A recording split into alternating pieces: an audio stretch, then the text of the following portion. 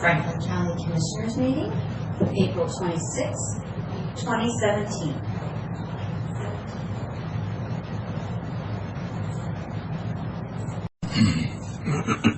Good morning. It is 9 o'clock and we're here for our Wednesday, April 26th board meeting. And we have a full commissioner desk today. Keith is out on conference. Carly is sitting in for him. Karen at the desk. So with that, join me in the pledge of allegiance, please. Pledge allegiance to the flag of the United States of America and to the republic for which it stands, one nation under God, indivisible, with liberty and justice for all.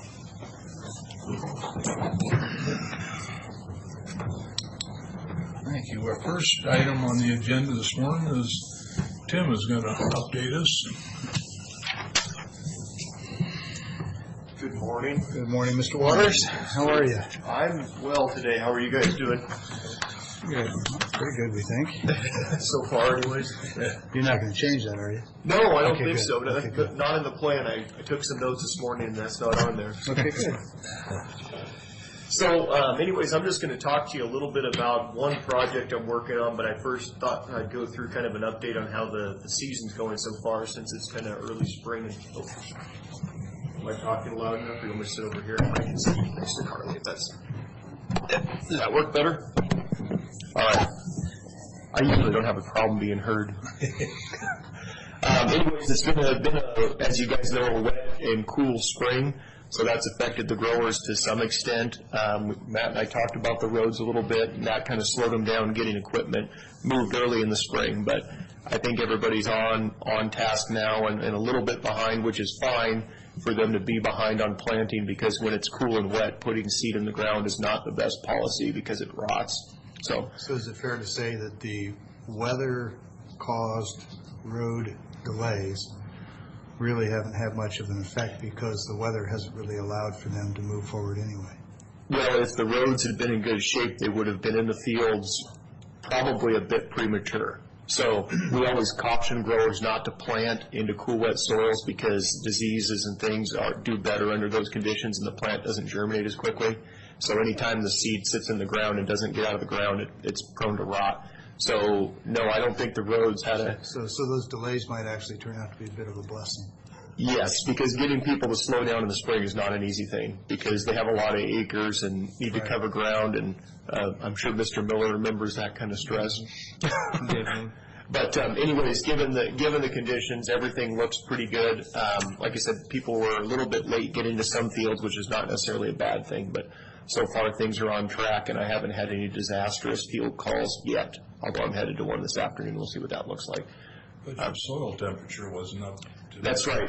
Soil temperatures were low too, and they started to warm up, and every time it rains, like it rained 0.47 inches the Sunday before this last Sunday, so that cools the soil temperature right down again to where the plants don't grow as quickly. So we planted some spring wheat for one of our researchers in Pullman, and he was really antsy because the wheat wasn't getting up as quick as he thought it should have. But I went out and put a soil probe in the ground and took a picture and sent it to him and reminded him that it had been raining, and every time it rains, it cools the soil down. It takes a long time to warm up back up again. So Probably messes with your test if you put a heater on it. Actually, we've done studies. Well, one of my colleagues has done studies where they buried heat tapes to simulate warming soil. So, anyways, yeah, that's an electrical. So asparagus was kind of interesting because I thought they were really going to be behind. Yeah. Actually, we're cutting some. I mean, here, 2 weeks ago? Yeah. So they're pretty. I mean, they're probably the ones I think that would suffer the most from the cool temperatures. But it's kind of with asparagus, they want to hit certain markets. So if Mexico's still marketing asparagus here, which they are, I saw some in Costco on before Easter Sunday, then it's really not beneficial to have a lot of asparagus on the market if it's flooded in from other places where labor's less expensive. So if they can hit the market when the Mexican asparagus comes off the market, then it's better for their profitability anyways, because it's expensive to have people cut asparagus. One of the interesting things, I think I don't have any data on this yet, but I think that we're seeing influence of movement of different crops into this area from California, still vegetable production. Carrot acres have gone up a little bit every year with the new plant, the Grimway plant that went in over here off the Pasco-Clovis Highway, and that plant added its capabilities a couple years ago, and now, produces product out of there instead of shipping, carrots to California and making product there. So carrot acres are up a little bit.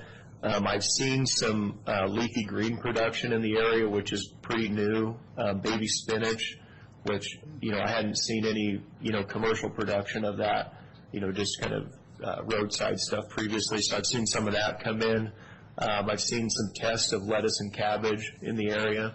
And I think that a lot of these fresh vegetable producers like Grimway and Bolthouse, they like to provide multiple products to people that are coming to pick up truckloads of, or partial trucks of carrots and stuff like that. So I think with their influence growing in the area, we're going to see a little bit more diversity of some of the vegetable crops that we don't traditionally grow. I talked to I was at a carrot conference in Bakersfield a month ago, and I was talking to one of the procurement specialists from Grimway. And especially when they produce organic vegetables, they like to have multiple offerings, because it's not many organic companies take a full semi or reefer van of carrots. So they like to show up and get carrots and leafy greens and other things. So I think that we might see some of those acres of non-traditional crops increase. So as we see that coming, we'll be working with the growers to see what we can do to assist them with the baby spinach. Last year we had to do a couple field visits with the grower to look at some disease issues that they've encountered. Do you think that's driven largely by the organic market, or do you expect to see some other diversity and specialty projects in leafy greens in non-organic circles? I think we'll see it in both. And I think that the organics, will drive some of that, because like I said, for the organic, the market doesn't tend to be as big, so you don't see many full reefer vans full of one thing going out. It's more of a mixed load, because that's, the size they can supply. Because in the non-organic circles, the full loads are common. Yes, yep. So the diversity, there's no economic driver for diversity there, like there would be in the organic side. But I think with some of these crops, I think that they'll see, I think we have a good climate to grow some of these crops, so there's potential there for, once they figure it out, I think that we'll see some of that as well. So it's an awareness thing. It's an awareness thing, and trying new things sometimes is risky, but once you figure out you can do it and do it well, that's where the carrot thing has been interesting, because we've grown carrots here for years and years. But when Grimway Farms came into the area, we got new carrot growers basically, and that operation has found that the yields and quality here are much higher than they get out of California. In California, they can produce for a longer season, obviously, but this short season, when they're producing at this plant, the plant does very well. So, and part of that is probably because there's ground that hasn't seen carrots ever, so that when you put new crop in there, the disease profile in the ground is much lower. So that might change over time, but indications so far that they're doing quite well with that. The carrots, they kind of hybrid them into long, skinny now, yep. Where you kind of used to have to make them baby carrots. Yeah. Now they're growing. Yeah, that's right. So, the carrots of old, the dicers are, they grow at about the size of half of a football, basically. And now the carrots that are grown are bred for length and basically narrowness. So we do some variety evaluations, and one of the projects I actually have some federal funding for right now is to evaluate disease resistance and nematode resistance in carrots. So the USDA breeder in Wisconsin has been working on lines with a nematologist out of California, and they have some promising lines for nematode resistance, which is really interesting because nematodes are a hard pest to control in carrots and very expensive with fumigation. And so we'll be looking at some of those breeding lines at the WSU Othello station. We actually are in the process of establishing a disease and nematode nursery at that farm so we can propagate the disease and then plant the carrots. But yeah, when we do those variety trials, it's interesting. You get carrots that grow 2 inches long and 4 inches around, and then you get these 18, 20-inch long carrots that are, about an inch in diameter. And that's for doing the cut and peel, the baby cut and peel. That's exactly what they want, because, everything, 90% of what you put in is going to come out in a bag in the grocery store, and you want a high recovery with that kind of stuff. And with the dicer carrots, they're that big around, it's a lot more tedious process. And then the taste isn't there either. With those, you get a huge core, and the core doesn't taste the same, doesn't have the same consistency as the outer part of the carrot does. Yeah, Udell's used to grow baby carrots years ago, and they were more, manufactured baby carrots. Yep. Yep. And now they're close. They're sort of a true baby carrot. They're not a true baby, in the sense that they're digging it early or whatnot. But yeah, they're kind of impressive. Digging them out of the ground with small equipment is a whole other endeavor. I can assure you, we've broken a lot of steel shanks, burying them down to 25 inches or something. So, but we've got that figured out. But anyways, that's kind of an interesting project with looking at the different lines. I think there's 660 lines that we're going to be looking at, so 660 different varieties of carrots, which is kind of a large undertaking. So if anybody wants to help dig carrots or be in the fall, I'll put a call out and you guys can come out and so Manuel. Yeah, it's a massive collection, and my crew doesn't realize yet that we'll be doing that, so that'll be kind of a surprise to them. I think Carly's interested. Is Carly, and she didn't say no. I didn't hear no, so. Yeah. So anyways, that's kind of a just general overview. How am I doing on time? I got 10 seconds, okay. One of the projects I'm working on this year that is very interesting to the growers is we're evaluating insecticide treatments to potatoes. Last year, the growers had a pretty significant outbreak of potato psyllids in their potatoes, and the common practice, about 95 or more percent of the acres that are grown here are treated with a seed piece treatment or an in-furrow, which at-planting treatment of a neonicotinoid insecticide. And a neonicotinoid is basically a systemic insecticide that moves through the plant tissue, and it causes mortality to early season insect feeding. So the insects land on the plant, the neonicotinoid is in the plant, they chew on it for a second, and they're done. So these have been used for probably the last 12 or 15 years on a huge expanse of the acres. And last year, traditionally the growers expect to get 65 to 75 days of control with this at-plant treatment, which is very cost effective and very, very easy for them to do. So, they basically plant the potatoes, and then 70 days later, then they start worrying about insect pests. This last year, we started to see that those at-plant neonicotinoids were not effective.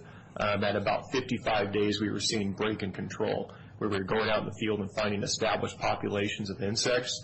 So a lot of growers got caught without having insecticides on when they should have, which allowed those populations to build at very high levels. When they build to high levels, they're difficult and expensive to control. So seeing that last year, we had a very warm early part of the growing season, and the potato canopies were very large. So my theory with that was that when the canopy is very large, there's a certain amount of insecticide that's put with that seed piece, and when the canopy is large, that insecticide is diluted to a smaller concentration in the plant. So we didn't have a way to prove that during the growing season while that theory was being developed, but we're going to evaluate that during this growing season. And our hope is to try to come up with recommendations for growers based on growing degree days or heat units and how long that insecticide will last. So the way the experiment is laid out, we're applying the product in 3 different methods. Is it length of time or is it concentration? I mean, the description you were given with increased canopy sounded like a dilution issue. Yeah, dilution. Yeah, dilution is the right way to think about it. Yeah. Okay. And so how does that translate to duration then? So growing degree days. So growing degree days are based on the number of heat units you have. I get that. So we want to be able to draw lines between the canopy size, the growing degree days, and the duration that product will be in a concentration that will kill the pest. And that's where you lost me. So Okay. What you're saying is in the early part of the canopy growth, there's sufficient concentration. Correct. And in the latter part, based on degree days, okay. Yeah, we think that it's diluted to such an extent that it doesn't control certain pests. So we want to help growers evaluate that, so we've planted 2 different varieties at our test plots, and we have one variety that grows very, very quick early in the growing season, and we have one that's very slow to put on foliage. So since we don't know what growing conditions we'll have in the field, we've planted 2 different varieties, and we'll be evaluating those during the growing season, sending tissues off to a commercial laboratory to look at the titer level of the pesticide in the plant. And then while we're doing that, we'll be looking at insect counts and placing insects on cages in the field to determine what concentration we're getting, and then relating that back to the mortality levels in the insect. Once you get all that data, those data, certainly it'd be fascinating. I'm still not clear on the notion that, let's say you're able to correlate everything you said, that it is a function of canopy size, degree days, plant growth, dilution, and so forth. Right. You still can't predict what the heating degree days are going to be in a given season to know. Or you basically, you follow it. Reapply or apply secondarily? The way that you use this in the real world is that, WSU has these agromet weather stations all over the state, and right now you can log in and you can pick your station, you pick your base degree unit. Well, I understand where the data comes from. Okay, let me finish. I'm getting there. If you give me some time. So you punch that in today. So let's say today we've got potatoes in the ground, and it'll tell you have 700 growing degree days at 50 degrees base units. And then the model would say at 900 growing degree days, your insecticide is going to be at too low of a concentration. So you use that as a tool during the growing season. You monitor your growing degree days. When you hit 900 growing degree days, it's time to apply an insecticide. Does that make sense? Well, the question was, because you can't predict those days, at some point, do you do a secondary application? Yes, yeah, you do. The answer was yes. Okay. I thought you were asking a different question. Go ahead. Okay. Does that make sense? No, it does. Okay. So is this related to all the fact that they could become immune, and this is why they might become immune? No, it's not. We don't think, we had people saying that they were becoming resistant to these pesticides, and I think that was a misstatement, because resistance is pretty easy to demonstrate in the lab, and there was no documented resistance. I think it's more tolerance to a low titer level. So basically, the same thing as us, there's a certain amount you can take before you tip over and die, and they weren't receiving that dose. So anyways, that's a project that the growers are pretty excited about. The growers have funded that research project, and we're hoping we can give them some good information on that, because it's a very, very common treatment. Like I said, 95% plus of the acres get this insecticide. So we want growers to know how long that's lasting, and give them good tools so they can predict when they need to be going out and doing something else. Because with a lot of these insects, once they're established, control is difficult and expensive. So we want to keep them out of the field as best we can. But we don't want to start too early, because then you're wasting money too if you go out, when the insecticide's still at a decent level. So what type of chemical is that? So neonicotinoids. So there's several examples. So there's Cruiser thiamethoxam, which goes on in the seed piece treatment. There's Admire, which is applied in furrow over top of the seed piece. And then there's Platinum, which is applied at a lay-by treatment, which would be kind of at that 4-inch rosette stage. So, and that actually, we dreamt up this project, and then one of the growers added another treatment to the project because they apply it in a different way. So it's been a kind of a dynamic process, but it's been kind of interesting.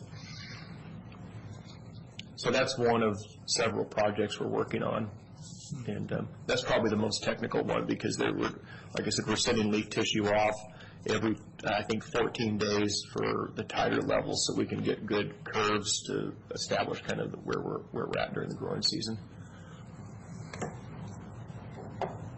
And those potatoes are in the ground and just sprouting. So.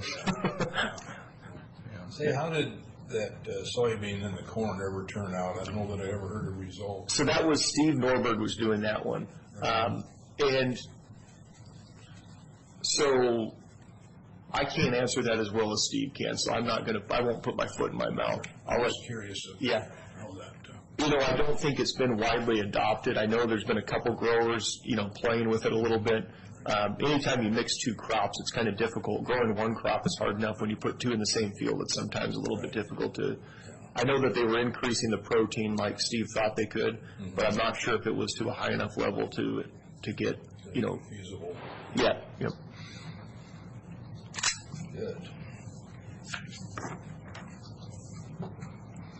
Anything else for Tim? Anything else for us, Tim? That's all I can think of today. I don't have anything. I think Mr. Peck asked if there's anything that was going to be concerning today. I don't think I have anything like that. So, no, thank you for your time. Thank you. All right, thank you.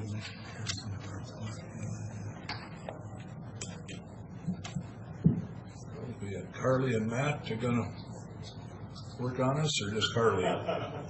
He can come up if he wants, but for the board's consideration today, I have a request on behalf of Public Works for a multiple step increase in conjunction with an annual performance review.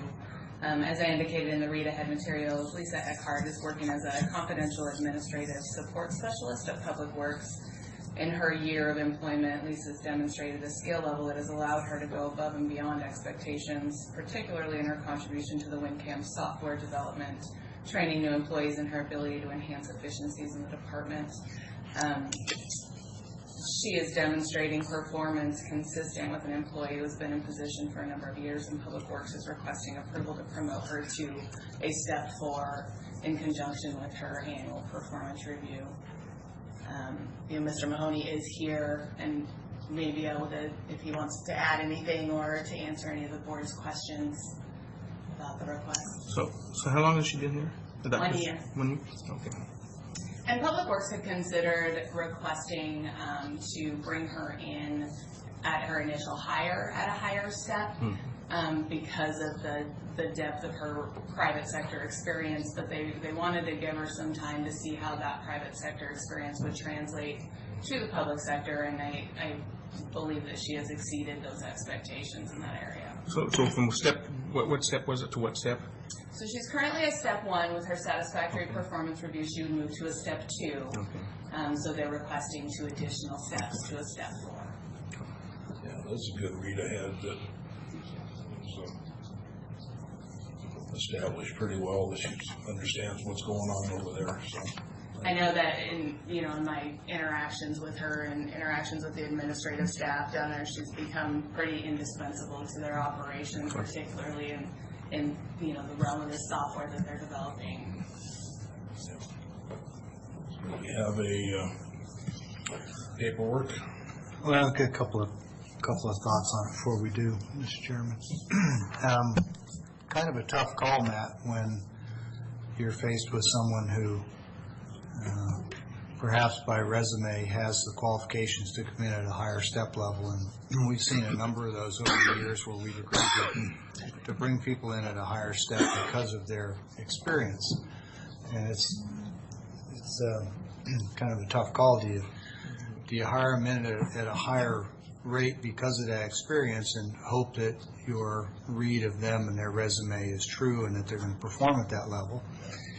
Or do you take the more conservative approach, which is to do what you've done, which is bring them in at the normal step 1, and then after a year or 2, if they've proven themselves, try and advance them? And the risk with the latter approach is that good people with good credentials usually can find employment. And if you're going to bring them in at a 14-1, there's a risk that they'll say, thanks very much, but it just isn't enough compensation, so we lose out on those good people. So I just wanted to kind of point out that there's no right or wrong or easy answer about, do you bring people in at a 1 and test them, or do you hire them based on their resume? But it certainly seems to me that if we knew at the time of hire what we know now about this employee, we wouldn't have had any problem with a 4 or an advanced level. So I think it shows conservative approach, and that you're careful with tax dollars in bringing this person in at the 1 instead of just pushing for the higher rate when they got hired. So I think you did it right. It was a gutsy move, but I'm glad you did it. I'm happy to support the request. I am a little concerned about precedent that we'll see a bunch more of these, but if folks can document as well as you have that kind of performance, then we ought to be considering those too. Hope that was clear. Let's see. I don't know if we have that or not, do we? Well, let's see. This is extension update. This is the one we're looking for right here. And so, Mr. Chairman, if there's no other comments or questions, happy to move for approval of the requested annual review increase for the position we've discussed, which would take it from a 14-step 1 to a 14-step 4 for Lisa Eckhart. And I want to thank Mr. Mahoney for the documentation that came with this that made it possible to support. Yeah, I will second the motion. All in favor? Aye. And I believe there's only need for one signature here, and so probably best just to have the chairman sign it.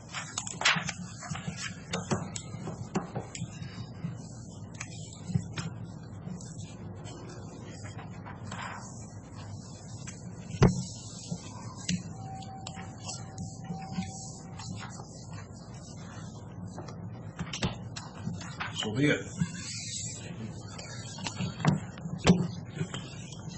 All right. Carly, I think you're up.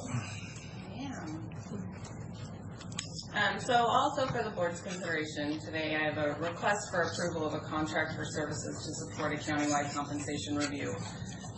As I indicated in the read ahead, retaining these professional services will allow the compensation review for the approximately 160 non-elected Franklin County positions to be completed in a period of 4 to 6 months with minimal impact on other HR projects. The estimated total cost for the contract is $33,000, and I have requested budget transfers from unused personnel funds in the Human Resources Department and also the Civil Service budget, as Human Resources has absorbed those personnel duties.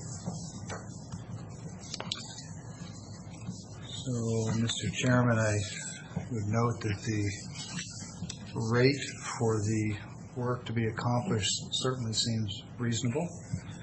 The need for the service has already been discussed, and we've all agreed that we want to do this. I note that Carly pointed out non-elected positions would be reviewed, and I concur with that.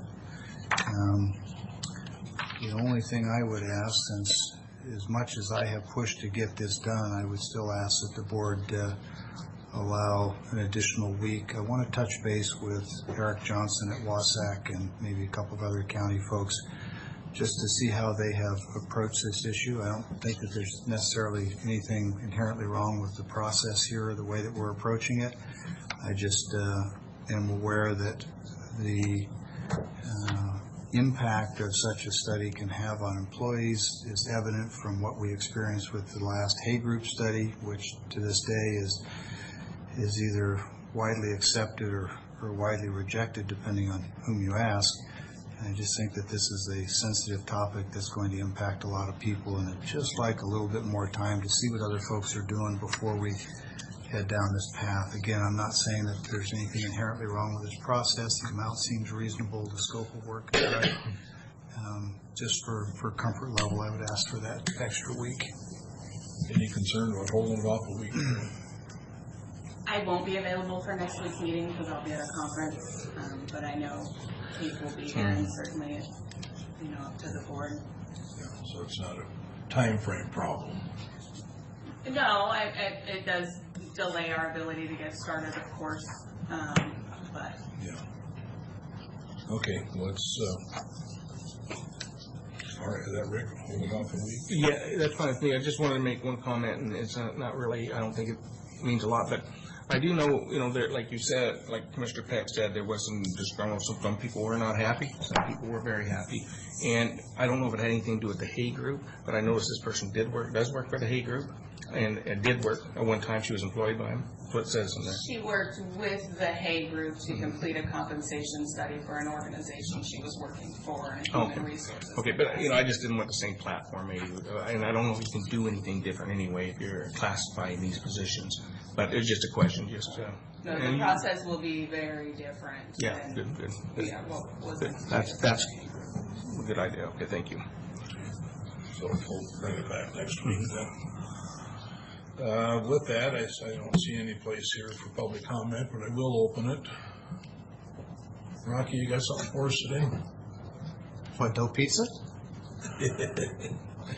I did, by the way, if I can take a minute for an aside there, Mr. Chairman, I did raise the very good questions that you and I talked about last week, and it's a Board of Health, public health issue, so it's not so much Board of Commissioners, but I did ask the administrator there to look into what sort of education and or regulation the Board of Health for Benton and Franklin counties provides for restaurants with respect to celiac disease and gluten sensitivities, because there's a great deal of effort put into sensitivities to peanut allergies, but you see almost nothing with respect to medically diagnosed gluten allergy or gluten sensitivities that have been diagnosed as celiac disease, which of course is a serious disease. So I just want to let you know I did raise it and they are looking at it. So, okay. Okay, with that, we'll move on to office business. We have some payroll and some warrants to.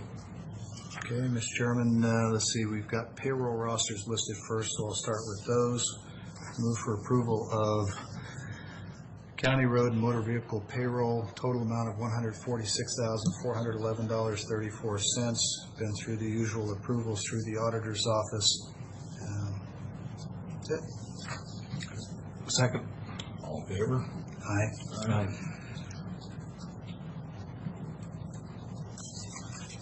And warrant registers be the next item. This is fund expenditures. Move for approval of fund expenditures presented in the total amount of $408,598.98. And this too has been reviewed and signed off by representatives from the auditor's office and by County Administrator Mr. Johnson. Second. All in favor? Aye.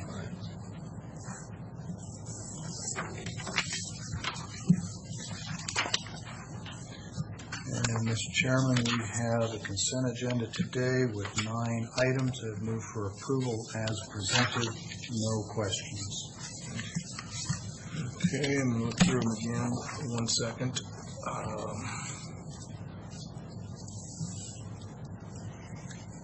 Yep, no questions. So I second the motion. All in favor? Aye. And Mr. Mahoney, I would note that I think you got like 4 different bids on the crack ceiling, right? Yeah. Do we need 3, or is that a? Do you know what we're required? I know 4 is more than enough, but is that something that normally would require 3? It's not a professional service. It's probably a 3. You'd like to have at least 3, but there's no specific requirement for the way that we Really? come out with this. So if you'd only had 1 respondent, you could have taken that as long as they were qualified? As long as they were qualified and as long as they were fit within the budget that the board approved for this year.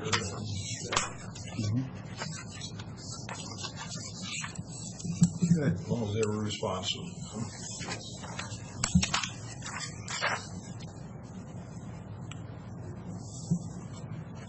I had some minor concern that with all the other road work going on, it might have been hard to find people available to do the work and do it at a good price. So it's good to see 4 bidders.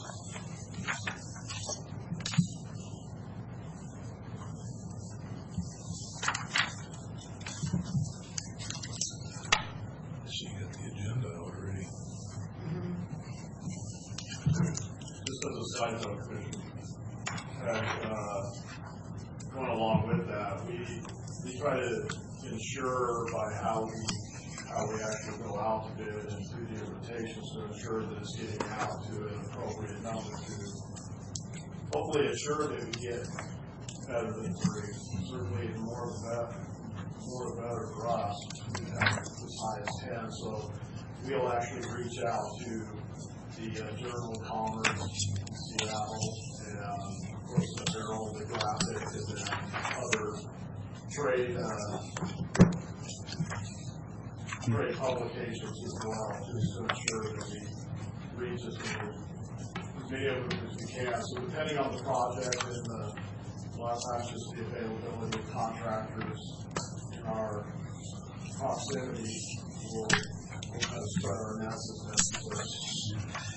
Do equipment mobilization costs factor in with something like a crack sealing contract the way it does with a lot of other road work, or is it pretty minimal on the equipment side? Minimal equipment, but certainly a lot of moving around. Yeah. So I just know that written a lot of that. Some of that is written as part of their unit cost for their work, those types of things. sure. I know that first square foot of asphalt can be pretty expensive. Getting all the equipment in place and people. How are you finding bid costs this year compared to the past so far? Really pretty good. The bids that we received on this were, if you compare those to the engineer's estimate, the bidder that was awarded to was very good pricing.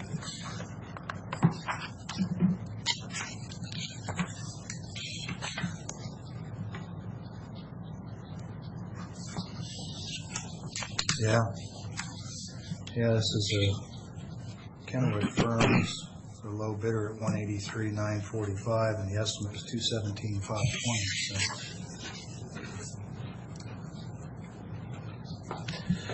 nice that we're keeping it working here in the Tri-Cities too.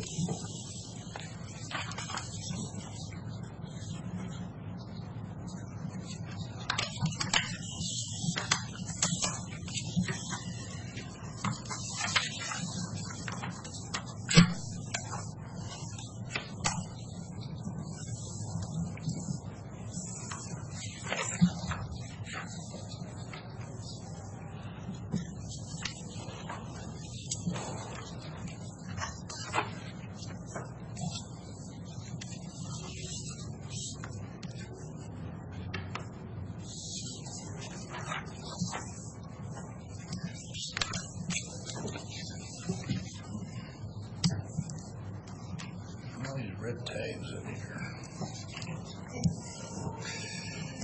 You know, you buy Karen lunch and you get a lot of those yellow ones changed to red.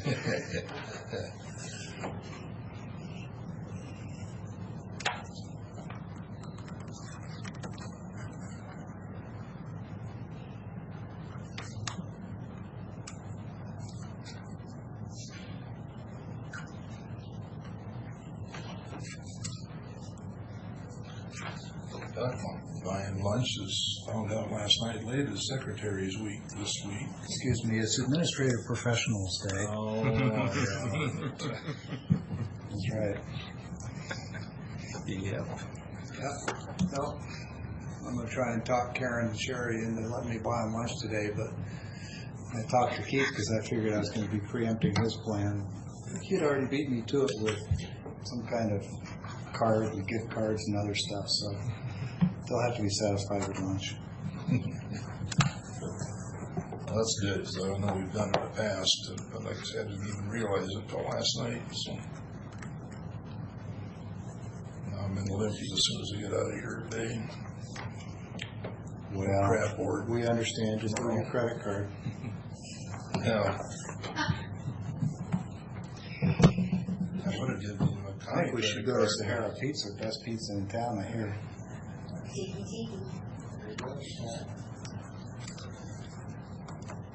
That's what I'm told.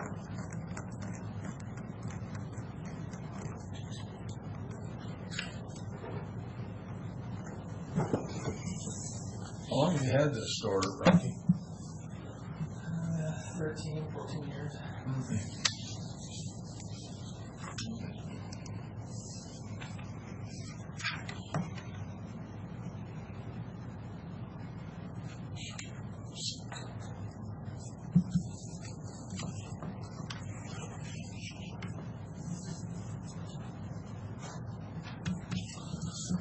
Okay, caught up there. Carly, do you have something for us today? No, nothing for today.